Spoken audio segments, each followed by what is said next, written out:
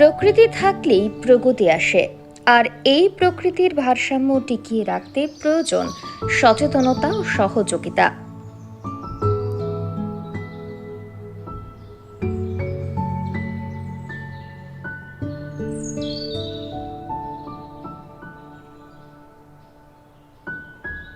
তাই প্রত্যেককে বৃক্ষরোপণের প্রতি উদ্বুদ্ধ করতে কুমারঘাট মহকুমা বন আধিকারিকের পক্ষ থেকে প্রাকৃতিক সৌন্দর্যে ভরপুর নবনির্মিত নগর বনে অনুষ্ঠিত হয় মহকুমা ভিত্তিক বন মহোৎসব।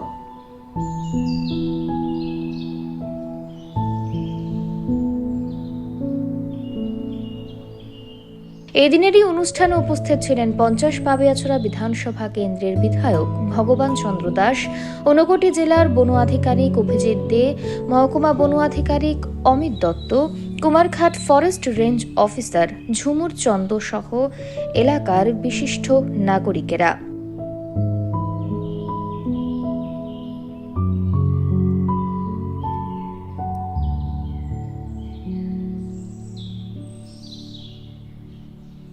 অনুষ্ঠানের শুরুতেই বিধায়ক সহ অন্যান্য অতিথিদের হাত ধরে বৃক্ষরোপণের মাধ্যমে শুরু হয় এই দিনেরই অনুষ্ঠান।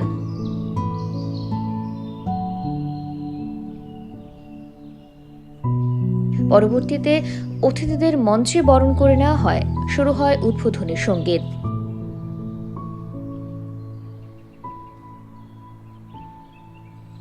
একে একে বক্তব্য রাখেন উপস্থিত অতিথিরা।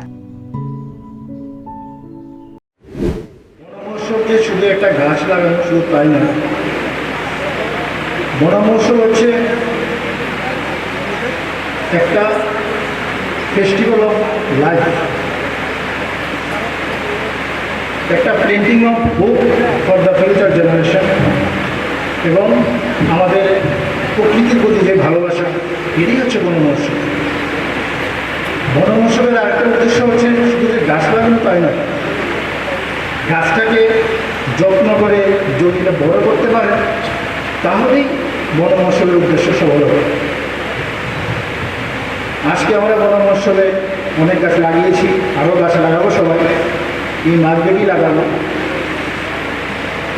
কিন্তু গাছ লাগাতে কিন্তু কয়েক মিনিটের সময় পেতে পারে, গাছটাকে বড় করতে হলে অনেক বছর লাগে। যখন এই গাছগুলি আজকে এখানে লাগালাম, এগুলি যদি আমরা বড় করে তুলতে পারি তাহলে আজকে আমাদের এই সাব ডিভিশন লেভেল বন মহোৎসব সফল হবে। একসময় আমাদের ত্রিপুরা রাজ্যে প্রচুর গাছ ছিল, বিভিন্ন ধরনের গাছ ছিল, যেগুলোকে আজকে আমরা দেখি বা আজকে যারা নতুন প্রজন্ম এটার নামও জানি না, মানে একদম সর্বত্রই ছিল, বাড়ির আছে কানাচে, গোটা রাজ্যটাই কিন্তু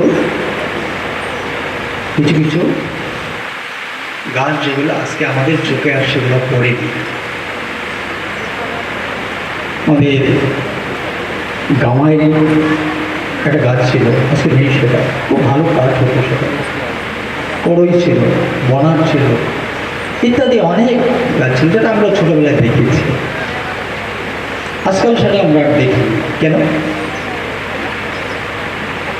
যে একটা সময় আমরা বিভিন্ন কারণে অকারণে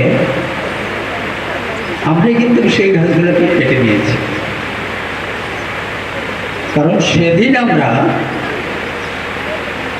সেই অনুভব আমাদের মধ্যে আসেনি, অনুভূতি আমাদের মধ্যে আসেনি। আজকের এই দিনটা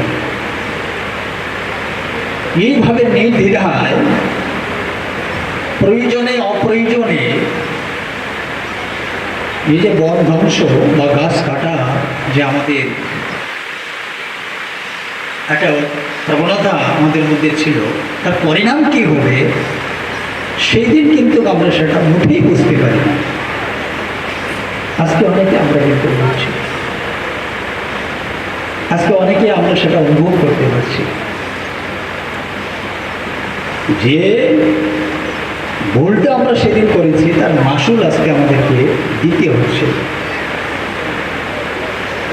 তো যার কারণে আজকে এই বন মহোৎসব করার প্রয়োজন রয়েছে, যে আমরা যেন আগামী দিনে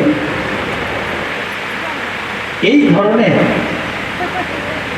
বন রক্ষা তথা গাছ রক্ষার বা গাছ লাগানো মানসিকতা যেন আমাদের সকলের মধ্যে আসে।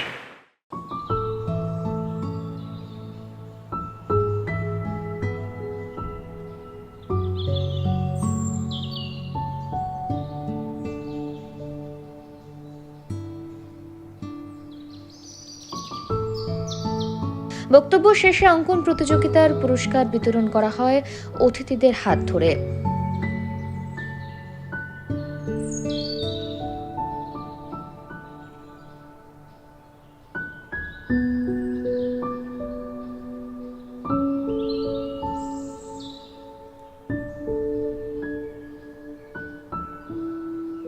এই বন মহোৎসবকে ঘিরে নগর বনে কচি কাচারা মেতে ওঠে আনন্দ উল্লাসে।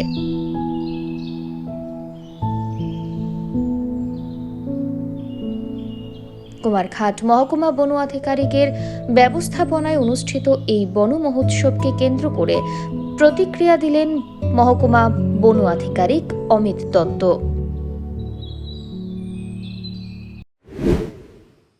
আমাদের আজকের প্রোগ্রামটা মেইনলি বন মহোৎসব সাব ডিভিশন লেভেলের, যেটা কুমারঘাট ফরেস্ট সাব ডিভিশনের আন্ডারে organise by Kumarghat forest sub division.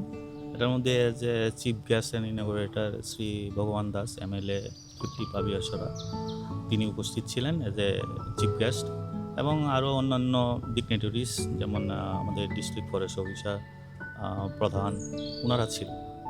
এই প্রোগ্রামের যে মেইন উদ্দেশ্য, যেটা কুমারঘাট ফরেস্ট সাব ডিভিশন যে JMC মেম্বার্সরা আছেন, বা আমাদের যে বিদ্যাসাগর জিপির, mainly Ambedkar GP and Vidyasagar GP, ওখানের যে লোকাল কমিউনিটি তারা পার্টিসিপেট করেছেন।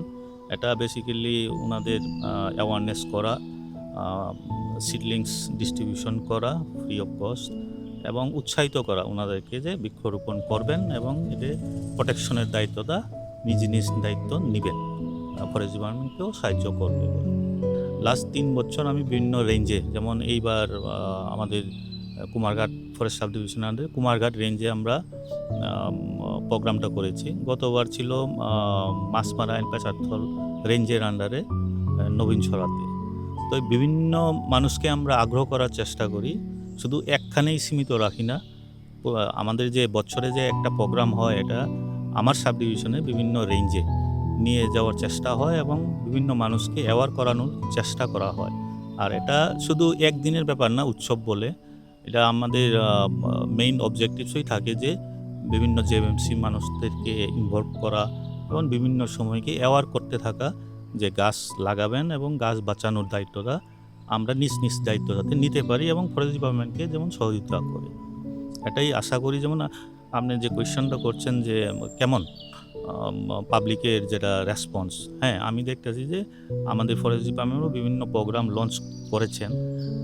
আর যেমন TUF যাকে বলা হয়, ট্রি আউটসাইড ফরেস্ট, ওখানে রেসপন্স দেখে বোঝা যায় যে এটা বাড়ছে। যেমন এখন তাপমাত্রা যেমন বাড়ার কারণে পাবলিকের একটা সাইন্টিফিক্যালি আগ্রহ বেড়েছে যে না, গাছ লাগাতে হবে এবং বাঁচাতে হবে। তো রেসপন্স তো খুবই ভালো এবং পাবলিক প্রেজেন্স অ্যান্ড পার্টিসিপেশনটা খুবই উৎসাহজনক।